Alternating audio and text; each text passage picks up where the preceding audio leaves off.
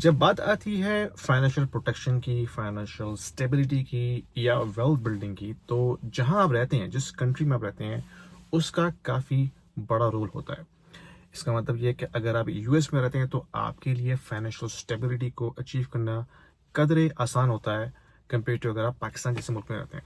लेकिन इसका मकसद हरगिज़ ये नहीं है कि अगर आप पाकिस्तान में रहते हैं तो आपके पास कोई अपॉर्चुनिटी नहीं है। मैं ऐसे लोगों को जानता हूँ पाकिस्तान में जो कि वहाँ पे भी बैठ के बेतहाशा नोट छाप रहे हैं। अपॉर्चुनिटी डिस्कवर करना आना चाहिए, चाहे आप कहीं पर भी हों। लेकिन आई अंडरस्टैंड कि जो डिफ़िकल्टीज है पाकिस्तान में वो ऑफ कोर्स काफ़ी ज़्यादा हैं compare to somebody living in the US. उसी वाले से हम कनाडा के हवाले से थोड़ा सा बात करते हैं कि कनाडा में क्या हो रहा है, क्योंकि कनाडा में रिसेंटली काफ़ी वीक इकोनॉमिक न्यूज़ हमारे सामने आ रही हैं। अभी रिसेंटली एक न्यूज़ आई है जिसमें कनाडा का जो जीडीपी पर कैपिटा है वो बॉटम पे आया है compare to OECD countries. OECD countries कौन से हैं? ये बेसिकली ज़्यादा यूरोपियन कंट्रीज हैं, लेकिन उनमें कुछ नॉन यूरोपियन कंट्रीज भी हैं। तो ओईसीडी एक ऑर्गेनाइजेशन है जो कि मेजर करती है परफॉर्मेंस को अमंग अदर कंट्रीज। तो कनाडा उसमें बॉटम पे आया है।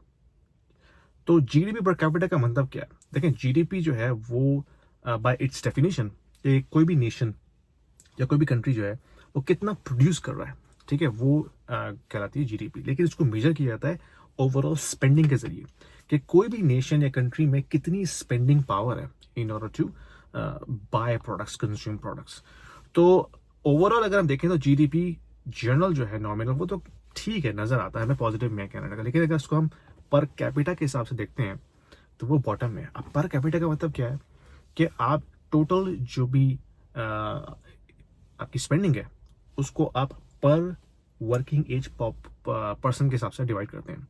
तो फिर हमें नजर आता है कि एक इंडिविजुअल लेवल पे जो प्रोडक्शन है कैनेडियंस की वो काफ़ी लो है। तो ये एक काफ़ी नेगेटिव पॉइंट है कनाडा के हवाले से कि हम as a nation, as a whole in Canada इतना प्रोड्यूस नहीं कर रहे कि हमारे पास इतनी परचेसिंग पावर हो कि हम चीज़ों को उस तरह से बाय कर सकें जिस तरह से दूसरे मुल्कों में लोग बाय करते हैं, चाहे जैसे कि यूएस है या अदर कंट्रीज लाइक दुबई, ठीक है, या सिंगापुर। तो क्या मतलब इसका? इसका मतलब यह है कि कैनेडियंस जो हैं इन जनरल वो पुअर हो रहे हैं as compare to other countries. अब पुअर होने का मतलब ये है कि आपकी जो परचेजिंग पावर है वो नहीं बढ़ रही, आपकी अर्निंग्स नहीं बढ़ रही। अगर अर्निंग्स बढ़ भी रही हैं तो वो रियल टर्म्स में नहीं बढ़ रही हैं, क्योंकि जो स्टफ आप बाय करते हैं, रियल स्टेट, खाने पीने की चीज़ें, कपड़े, इलेक्ट्रॉनिक्स, कार्स, वो एक्सपेंसिव हो रही हैं। आई इन्फ्लेशन जो है वो आउट ऑफ कंट्रोल हो रही है, जो कि आपको नजर नहीं आ रही, ठीक है। अगर आप सीपीआई देखेंगे तो वो तो 2.6 है यार, लेकिन क्यों जो एक एवरेज कार है वो $50,000 की है? ये सवाल है करने का। तो अगर हम कनाडा में रहते हैं, मैं भी रहता हूँ कनाडा में, अगर आप भी रहते हैं, तो हमें जो एक ख्वाब सेल किया गया था यहाँ आने का कि भाई सोशल वेलफेयर सिस्टम है, फ्री मेडिकल है, फ्री एजुकेशन है, और जब आप अनएम्प्लॉयड होंगे तो आपको ईआई मिलेगा। ऑफकोर्स वो इतना नहीं होता कि आपकी पूरी एक्सपेंसेस को पूरा कर सके, और अगर आप रिटायर होते हैं तो आपको सीपीपी कंट्रीब्यूशन जो भी आपने किया होता है आपको उस हिसाब से पेंशन मिलती है, और ओएएस जो कि ओल्ड एज पेंशन है जो भी आपको एक सर्टेन एज में जाके मिलती है। लेकिन ये जो जितने भी प्रोग्राम्स हैं ना, इनके लिए आपको कंटिन्यूस इन्फ्लक्स चाहिए वर्किंग एज लोगों का, जो कि कंटिन्यूसली टैक्स पे करें और काम करके उस सीपीपी फंड के अंदर कंट्रीब्यूट करते रहें। That is the requirement. अब कनाडा का जो बर्थ रेट है वो तो 1.26 है per women, 1.26 kid per women. एक हेल्दी इकोनॉमी के लिए you need to have above 2 birth rate per women. Canada का 1.26 है। तो इसका मतलब है कि जो पॉपुलेशन है कनाडा की वो सरवाइव नहीं कर सकती विदाउट इमिग्रेशन। तो इमिग्रेशन जो इतनी खोली थी अभी, अब थोड़ा सा उसको कंट्रोल किया है, वो इनकी मजबूरी थी, क्योंकि उसके बगैर इनकी इकोनॉमी सरवाइव नहीं कर सकती गोइंग फॉरवर्ड। तो अब इमिग्रेशन से भी हमें फायदा नहीं हुआ, क्योंकि जीडीपी पर कैपिटा तो इमिग्रेशन के बावजूद इतना कम हो गया है। और अगर ये इमिग्रेशन नहीं होती तो सोचिए जीडीपी पर कैपिटा कहाँ होता। तो इसका मतलब क्या है? इसका मतलब ये कि आने वाले वक्तों में जो सिचुएशन है कनाडा की वो काफ़ी टफ है, और ये सिर्फ कनाडा का मामला नहीं, ये तमाम आपको वेस्टर्न कंट्रीज में नजर आएगा, लेकिन कनाडा उनमें भी काफ़ी नीचे है। यानी कि अगर आप उसको कंपेयर करते हैं यूरोपियन कंट्री से, तो कनाडा उनसे भी नीचे है। तो करें क्या, अब क्या करें? अब हर कोई तो यहाँ से निकल के यूएस जा नहीं सकता या दुबई जा नहीं सकता, क्योंकि वहाँ पे भी काफ़ी कंपेरेटिव मार्केट है। तो करें क्या? करना ये है कि भाई सबसे पहली बात, you have to be inform. ये जो मेरा चैनल है वो है इसीलिए कि आपको मैं अपडेट्स दे सकूं कि भाई क्या हो रहा है ग्लोबल मार्केट्स के अंदर, क्या हो रहा है कैनेडियन इकोनॉमी के अंदर, ताकि आप अपने डिसीजंस जो हैं वो उस कॉन्टेक्स्ट में लें। ठीक है, हर चीज़ आप सॉल्व नहीं कर सकते दुनिया में। जो भी आपकी सामने चीज़ें हैं, इकोनॉमी है, फाइनेंशियल मार्केट की सिचुएशन है, जॉब की सिचुएशन है, आप एक हद तक एफर्ट कर सकते हैं, लेकिन you can not change it. तो उस सिलसिले में हमें यह करना चाहिए कि हम अपने आप को फाइनेंशियली हैच करें। हैच का मतलब ये है कि जब आपको नजर आ रहा है कि भाई जो आउटलुक है वो इतनी वीक है, I have to hedge myself to protect my finances, right. तो उसमें क्या होता है कि आप कुछ ऐसी इन्वेस्टमेंट्स करें जहां पे आपको एटलीस्ट अगर बहुत ज्यादा प्रॉफिट ना हो तो आप अपनी परचेसिंग पावर लूज भी ना करें। दैट मीन्स कि आप इन्फ्लेशन के अगेंस्ट उसको हैच कर रहे हैं। जिसमें काफी सारी चीजें आती हैं, जिसमें गोल्ड आ सकता है, जिसमें बिटकॉइन आ सकता है, जिसमें आप रियल एस्टेट बाय करें, लेकिन उन एरियाज में, उन कंट्रीज में जहां पे लैंडलॉर्ड फ्रेंडली लॉज हो। कनाडा में नहीं, कनाडा में I will never buy rental property, क्योंकि it's not worth while. Numbers make sense नहीं करते, लॉज हैं वो रिडिकुलसली अगेंस्ट है यूएस लैंडलॉर्ड के, और जो टैक्सेस उस पर अप्लाई होते हैं, कैपिटल गेन टैक्स और सारा कुछ, इट्स नॉट वर्थ इट। तो मैं अगर रियल एस्टेट में जाऊंगा as an investor, I would go in countries like UAE, Dubai, Sharjah, Oman. ये कंट्रीज आप खोल रहे हैं फॉर फॉरेन ओनरशिप। वहां पे आप बाय कीजिए, कैश फ्लो भी मिलेगा आपको, और आपको गोल्डन वीजा ही मिलेगा रेजिडेंसी के लिए। तो ये मेरी स्ट्रेटेजी होगी। फिर इसके अलावा आप स्टॉक्स में इन्वेस्टमेंट करें, लेकिन उनमें करें जहां पे आपको लगता है कि लॉन्ग टर्म पोटेंशियल है।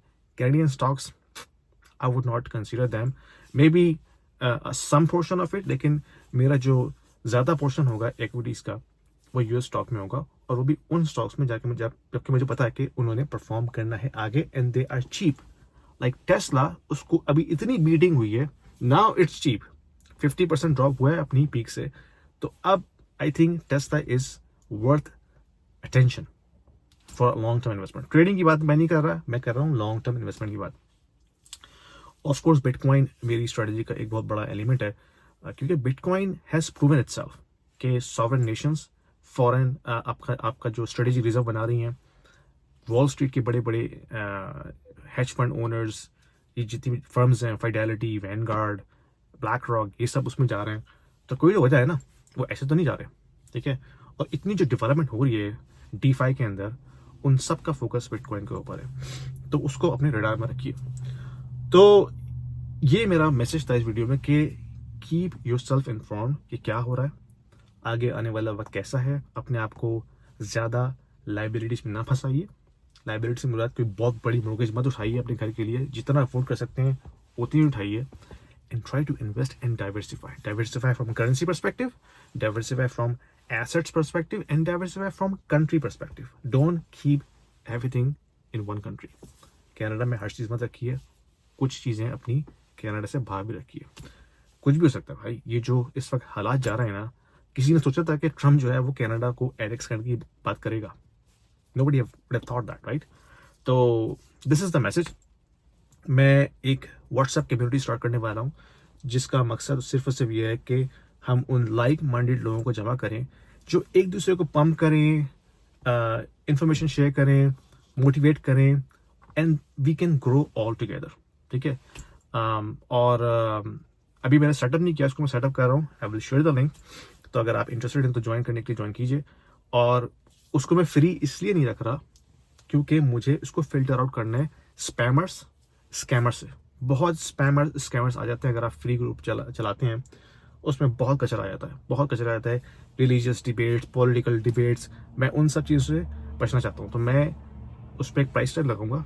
उसका सिर्फ से मकसद ये है कि I can filter out all those nonsense, और हम फोकस करें सिर्फ उन चीज़ों पर जिसके लिए हमें अपने आप को ग्रो करना है।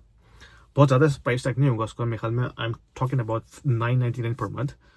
और उसमें ऑफ कोर्स मेरी काफ़ी एनर्जी खर्च होगी इसको मॉडरेट करने में, इसको मेक श्योर करने में कोई हैंकी पेंकी नहीं कर रहा, कोई इसमें फ्रॉड इंफॉर्मेशन शेयर नहीं कर रहा, कोई फ्रॉडुलेंट प्रमोशन, कोई प्रोडक्ट जो है वो प्रमोट नहीं कर रहा है, and there is no religious political debate is happening. That requires a lot of time and an effort. And of course उसमें मैं अपनी जो भी मेरी नॉलेज है, इंफॉर्मेशन है, वो उसमें शेयर करूंगा, and you will have all the direct chat in that group as well. तो अगर आप इंटरेस्टेड हैं तो प्लीज़ डीएम कीजिए मुझे या कमेंट्स में डाल के मुझे पूछ लीजिए. As soon as I create that, I will share with you, and let's grow together. Let's grow together. We have to learn stuff, we have to be informed, and we have to grow ourselves together and protect from any potential financial downside. अपना ख्याल रखें, पसंद आए video share कीजिए, like कीजिए और subscribe जरूर कीजिएगा. Thank you.